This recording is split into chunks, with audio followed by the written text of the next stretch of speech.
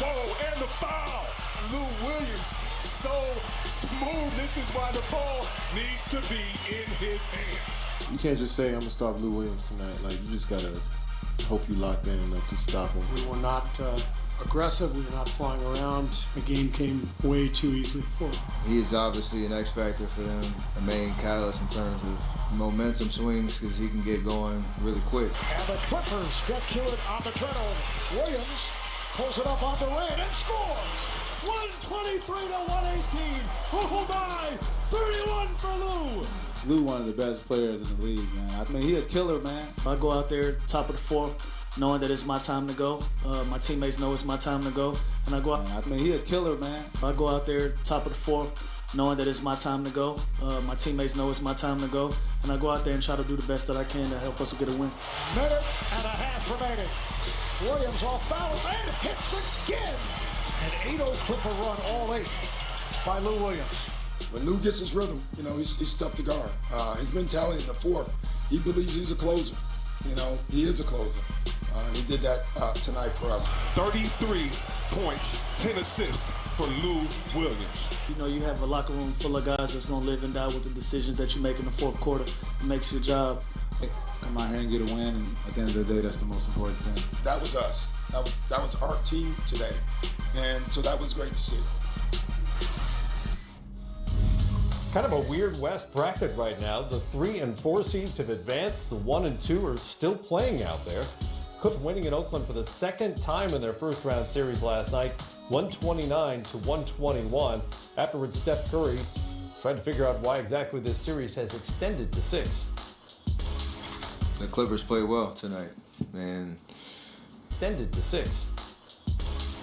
the Clippers played well tonight, and we understood exactly. We've been in this situation plenty of times where we know how hard it is to close a series out, and at the end of the day, as bad as we played in the first half, we were up 1 with 2.5 minutes left, so we clawed our way back and gave ourselves a chance to win. They just made shots down the stretch, and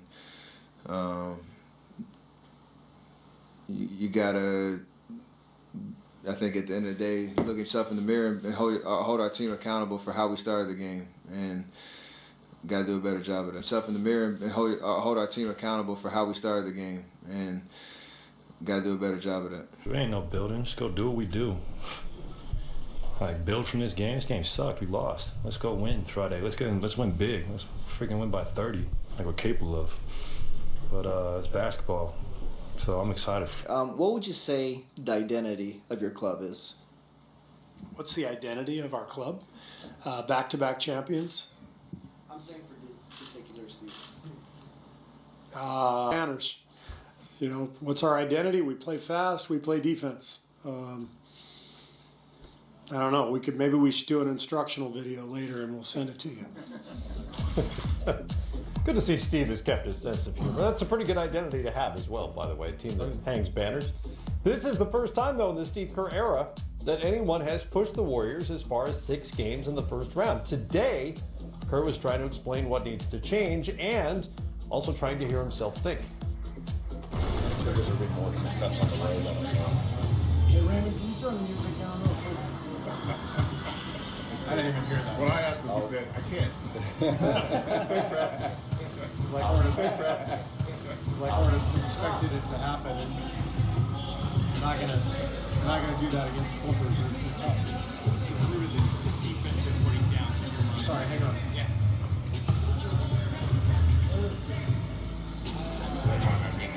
Draymond wants the music up.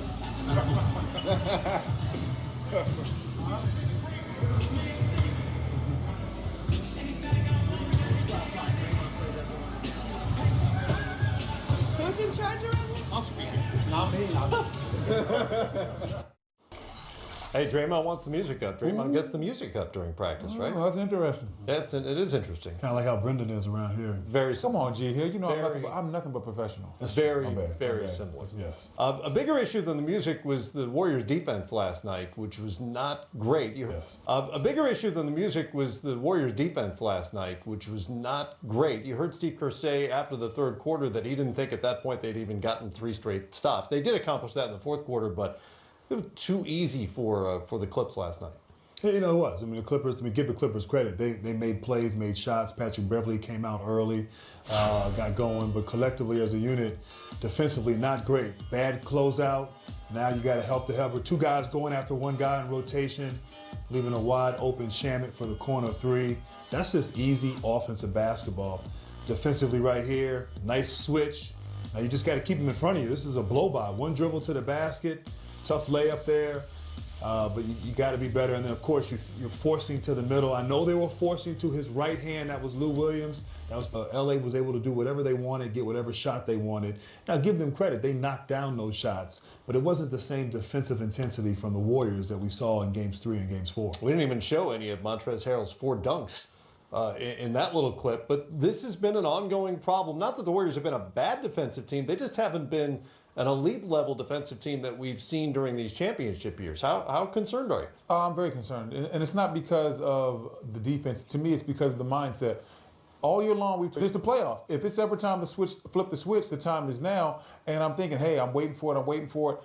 And these Warriors are still playing very inconsistent. The effort's not there. You heard Steve Kerr talking about the mindset wasn't right, the effort wasn't right on defense. So I'm a little worried that maybe Golden State has gotten a little content, maybe a little complacent. And sometimes that happens. When you're a team that's been on a championship run like they've had, sometimes it's hard to have that same hunger that you had when you first started out on that journey. I'm hoping that hasn't set in because these Warriors have a chance to do something truly special, and I want to see them go on to do that, but they have to lock in and get the right mindset. Right now, it looks like they are on a bunch of different pages. Even they can't even get the music right. Can't get the music right. Can't even get the music right, man. It's a fundamental problem for the Warriors. Who's that? Who's that? What music? What song was that playing? Was that? Get back to it tomorrow night in LA for Game 6. I Meek Mill? Nipsey Hussle? Somebody. Couldn't tell. Kerr didn't approve. Millsap and the Nuggets trying to close out the Spurs tonight. You'll see it at the top of the hour on TV. Young School. You looking at me? I was about to say you listen to Young Buck. Gatorade Zero. Straight year. This time the Bucks have home court, which is where they will be for Game 1 on Sunday. You can see that game on ABC at 1 Eastern time. Milwaukee won the season series 2-1. All 3 were close. Boston holds a 5-1 edge all time in playoff series. My first question for you guys regarding this series has absolutely nothing in particular. It has entirely to do with Boston. Based on what you saw in the first round against the Pacers, the sweep of Indiana, do the Celtics look something like what most of us expected when the season began? No, I can't say that because when the season began, we thought the Celtics would be the runaway favorites in the Eastern Conference. Now, the Celtics did look like they put some things together. I will give them credit for sweeping the Indiana Pacers, but that Pacers team without Victor Oladipo just really didn't learn much about that first-round matchup, but I did like the fact that Boston took care of business. The games are a little bit closer than I would have liked, but it's the playoffs, and, Indiana was playing with pride, but I didn't learn much, and I can't say they looked like the team I thought they would be because I thought Boston would be much more dominant at this point in the season. All right, Brendan's still not convinced. Where are you on the Celtics? Yeah, I'm not convinced. I mean, I'm more encouraged with what I saw, that they took care of business. They were able to sweep this team. I agree. I mean, Indiana, just it's admirable what they did. Not a lot of firepower there. Not a lot of firepower. I mean, it's admirable what they had done the rest of the regular season with Oladipo out. And they didn't have that one sort of statement game against Indiana where they kind of just, stuck it to them and beat them by a large margin. They were okay.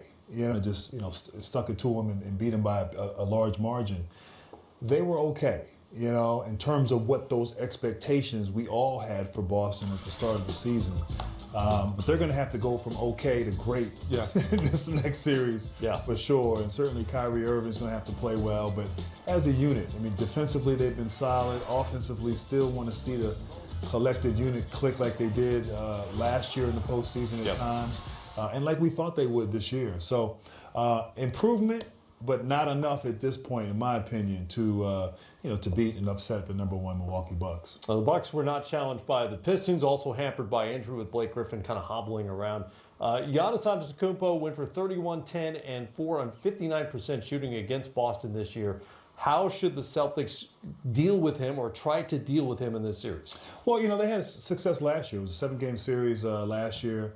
In the conference semifinals, and Giannis, I thought what they did and it was very successful was they were able to crowd the paint.